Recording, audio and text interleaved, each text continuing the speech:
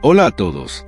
Si están escuchando esto, probablemente ya saben que en este rincón del universo digital nos encanta zambullirnos en lo inexplicable, en esos hilos sueltos de la historia que los libros de texto decidieron ignorar. Y créanme, este tema es uno de los más fascinantes y, a la vez, uno de los más frustrantes que he tocado. Es como mirar un rompecabezas incompleto, uno del que no solo faltan piezas, sino que algunas de las que tienes no encajan en ningún lugar. Hoy vamos a hablar de lo que pasó con el conocimiento, con la tecnología de esas civilizaciones que desaparecieron. No me refiero a las que conocemos bien, como los romanos o los griegos. Me refiero a los que simplemente se esfumaron.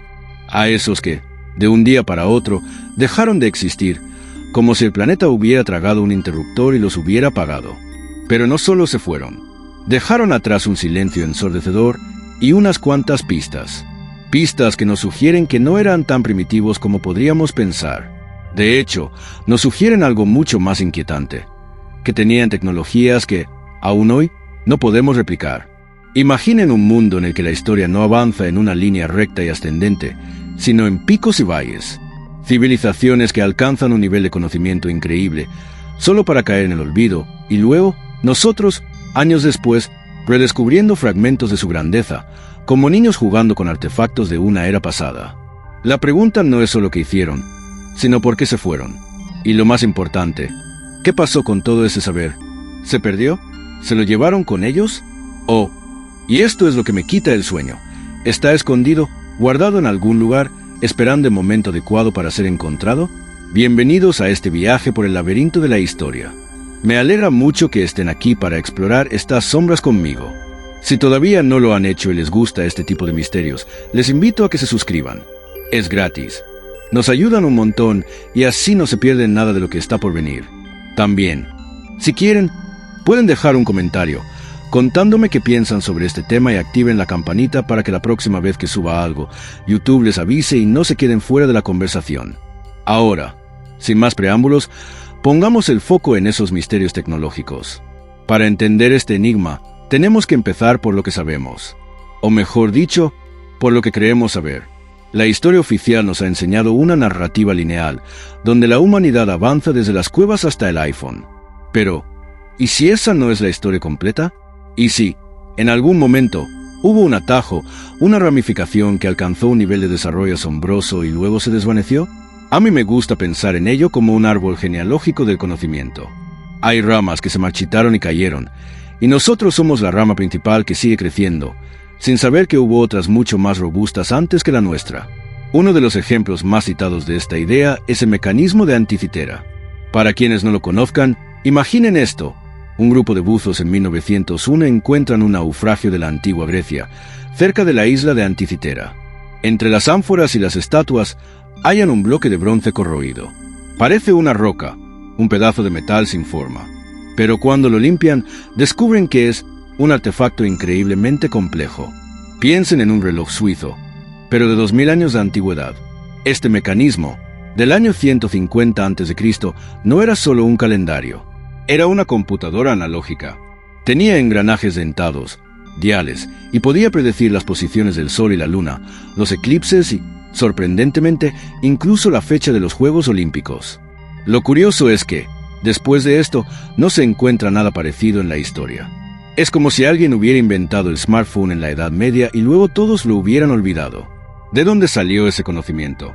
Los historiadores lo atribuyen a la genialidad de un solo hombre, pero yo lo dudo. Un artefacto tan sofisticado no nace de la nada. Es la culminación de un saber, de una escuela de pensamiento que, por alguna razón, no dejó rastro. Es un fantasma en la máquina de nuestra propia historia. Ahora, pensemos en los egipcios. A todos nos han enseñado sobre sus pirámides, sus jeroglíficos y sus faraones. Pero la versión oficial sobre cómo construyeron estas estructuras es, para muchos, un chiste. Nos dicen que miles de esclavos, con cuerdas y rampas, movieron bloques de piedra que pesan más de 70 toneladas, colocándolos con una precisión milimétrica. Y aquí viene mi reflexión. ¿Alguna vez han visto lo difícil que es mover un solo bloque de concreto de 100 kilos? Es casi imposible para una persona. Ahora imaginen 70,000 kilos. No solo eso, sino que los bloques de granito utilizados en la Gran Pirámide de Giza tienen cortes tan precisos que parecen hechos con un láser. La superficie es casi perfectamente plana.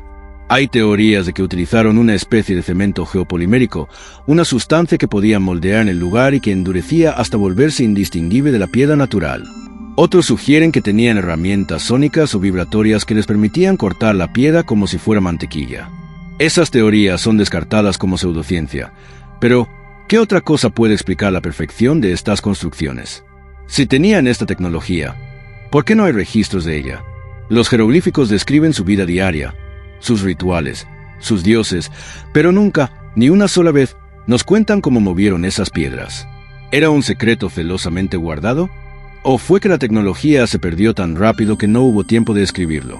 Para ilustrar este punto, permítame contarles 3 historias que parecen sacadas de la ciencia ficción, pero que tienen raíces en la realidad y en el misterio. Nuestra primera parada nos lleva a la antigua Mesopotamia, al año 1850. El arqueólogo Austin Henry Layard está excavando en el palacio asirio de Nimrud, un lugar que hoy está en ruinas en la actual Irak. Entre los escombros, descubre un pedazo de cristal de roca. A primera vista, no parece nada especial. Es un óvalo opaco, de unas 3 pulgadas de ancho, con una superficie que parece haber sido pulida. Layard piensa que podría ser un adorno, una pieza de incrustación para un trono o un mueble. Pero años después, el famoso óptico italiano Giovanni Battista Mizzi lo examina y hace una declaración asombrosa. La forma de ese cristal y su capacidad para enfocar la luz lo convierten en una lente. No es un adorno, es un objeto óptico. De repente, esa simple pieza de cristal se convierte en un artefacto que podría reescribir la historia de la ciencia. Si la lente de Nimrud es realmente una lente, ¿qué usaban los asirios? ¿Telescopios? ¿Microscopios? Los historiadores de la época se negaron a aceptarlo. Es imposible, dijeron. La óptica era un campo que, se creía, había sido inventado por los griegos mucho después. Pero aquí está este artefacto, miles de años más antiguo, con la misma función. Imaginen el mundo que se abre, una civilización antigua observando el cielo, o incluso la vida microscópica. ¿Qué secretos habrán descubierto? La teoría más oscura sugiere que esta lente no es la única, que existían más, y que con ellas, los asirios habían desarrollado un tipo de tecnología de visión que, como la pirámide de Giza, se perdió en el tiempo. Algunos teóricos de la conspiración van un paso más allá y dicen que estas lentes eran utilizadas para algo más, para una tecnología de energía o de comunicación que nosotros ni siquiera podemos imaginar. Y lo que me parece más curioso es que, después de su descubrimiento, el tema se silenció, como si no quisieran que la gente se preguntara demasiado, para que la historia lineal que nos han contado no se derrumbara. Ahora, viajemos a Bagdad en los años 30. Wilhelm König, un arqueólogo alemán, descubre en el Museo Nacional de Irak un objeto extraño. Parece una vasija de arcilla, pero dentro hay un cilindro de cobre sellado con un tapón de asfalto. Dentro del cilindro, un clavo de hierro. König, que tiene una mente brillante y un ojo para lo inusual, se da cuenta de algo. El diseño es exactamente el de una celda galvánica. Es una batería. Pero, ¿quién la hizo? Los objetos que la rodeaban eran partos de una civilización que vivió entre 250 a.C. y el 224 después de Cristo. Nuevamente, la historia oficial estalla en un sinfín de preguntas. La batería moderna fue inventada por Alessandro Volta en 1800. ¿Cómo es posible que los partos tuvieran una? Los arqueólogos oficiales han intentado descartar la idea, diciendo que era un contenedor para papiros o un objeto ritual. Pero los experimentos han demostrado que, si se llena con un líquido ácido, como el jugo de uva, esta vasija genera una pequeña corriente eléctrica. La pregunta no es si funciona, sino para qué la usaban. Algunos piensan que se utilizaba para el electrochapado, para dorar objetos de plata, una técnica que no se creía que existiera en esa época. Otros, con una visión más audaz, sugieren que era parte de un sistema eléctrico más complejo. Lo más fascinante es la reflexión que esto nos deja. Si esa tecnología existió, si eran capaces de generar electricidad, ¿dónde está el resto de su civilización? ¿Qué otras cosas hacían con ella? Es como encontrar un motor de un Ferrari en una cueva del Neandertal. No tiene sentido, a menos que la civilización Parta, o alguna otra que los precedió, tuviera un conocimiento que luego se perdió. Y lo que me da escalofríos es que las baterías de Bagdad no se mencionan en los libros de historia, como si fueran un chiste o una rareza que no tiene cabida en nuestra narrativa de progreso. Es como si el sistema no quisiera que cuestionáramos la historia tal como la conocemos. Finalmente, vamos a India, a Delhi, a un patio de la mezquita Qutb. Aquí se alza un pilar de hierro macizo de 7 metros de altura y que pesa más de 6 toneladas. Fue construido en el año 400 después de Cristo y ha estado a la intemperie por más de 1,600 años. Lo curioso, lo que lo hace un misterio de la metalurgia, es que no está oxidado. No tiene ni una sola mancha de óxido. El hierro, como sabemos, es un metal altamente reactivo. Se oxida con la humedad, con el aire. Este pilar, sin embargo, parece inmune al paso del tiempo. Se ha analizado su composición y tiene un alto contenido de fósforo, lo que forma una capa protectora sobre la superficie.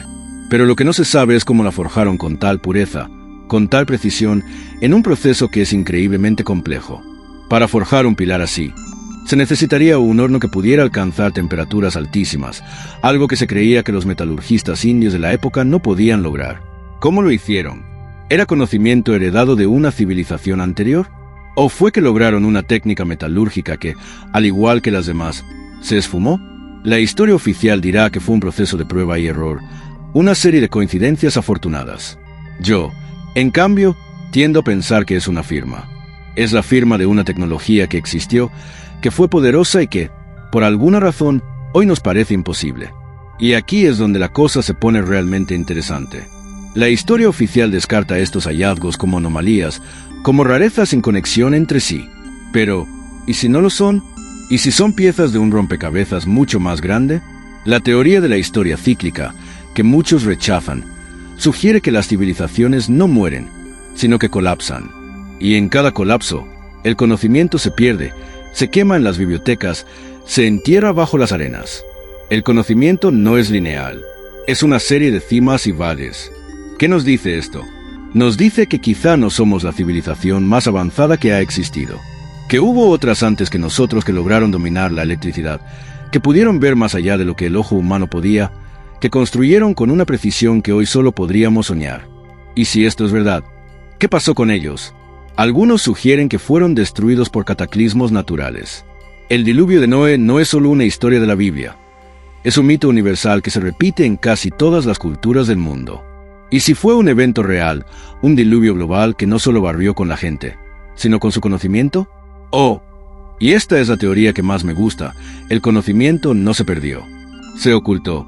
Algunos creen que hay sociedades secretas, como la Hermandad de la Serpiente, que son guardianes de ese conocimiento ancestral, que lo guardaron a lo largo de las eras, esperando un momento en el que la humanidad estuviera lista para recibirlo. Esta idea no es tan descabellada como parece. Piensen en los manuscritos de Qumran, en el conocimiento de los antiguos alquimistas. Eran saberes que se transmitían de forma oral, que se escondían en códigos para evitar que cayeran en las manos equivocadas. Así que, cuando ven una pirámide, una vasija de Bagdad o un pilar de hierro que no se oxida, no piensen en una rareza de la historia. Piensen en un mensaje en una botella, arrojado a un océano de tiempo por una civilización que se fue, pero que quería que supiéramos que, en algún momento, ellos también estuvieron aquí. A veces, me pregunto si el verdadero misterio no es lo que pasó, sino porque estamos tan desesperados por ignorarlo. La narrativa de la historia lineal nos da una sensación de seguridad, nos hace sentir que estamos en la cima de la pirámide de la evolución. Pero, ¿y si esa pirámide está enterrada bajo la arena y nosotros solo estamos en el primer escalón? Estas tecnologías perdidas no son solo curiosidades. Son un recordatorio de que la historia es mucho más compleja y mucho más misteriosa de lo que nos han contado. Son la prueba de que el ser humano es capaz de alcanzar cimas inimaginables de conocimiento solo para caer en el olvido. Y lo más perturbador es pensar que, quizá, nuestra propia civilización esté en ese mismo camino. Quizá, dentro de 5.000 años, un arqueólogo encuentre un iPhone enterrado bajo capas de tierra y no tenga la menor idea de para qué servía, creyendo que fue solo un adorno. Y se reirán de las historias que contaban cómo se comunicaban a través de él. Ese es el verdadero terror, que nuestro conocimiento, nuestra tecnología, no sea más que un breve parpadeo en la inmensidad del tiempo. Gracias por escuchar. Este viaje por las sombras de la historia es un camino que me gusta recorrer con ustedes, porque sé que no estoy solo en estas preguntas. Hay un eco de la verdad en cada uno de estos misterios, y solo tenemos que aprender a escucharlo. Si les ha gustado este tipo de contenido, les invito nuevamente a suscribirse y a dejar su opinión en los comentarios. ¿Qué otras tecnologías perdidas creen que existen? Y no se olviden de compartir esto con alguien a quien le guste el misterio. Quizás, juntos, podamos encontrar una de esas piezas faltantes del rompecabezas. Hasta la próxima vez, y que la curiosidad los siga guiando.